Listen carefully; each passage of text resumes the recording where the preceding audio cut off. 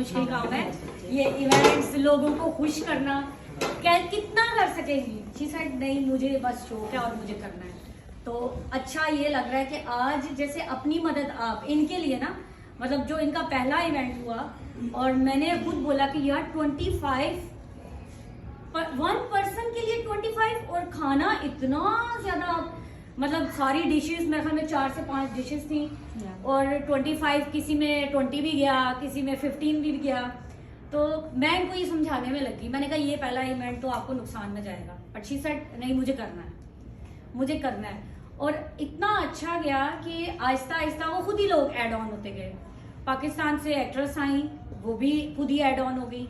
जितने ये खूबसूरत आसमान के सितारे हैं ये सब एक साथ ऐड ऑन होते गए।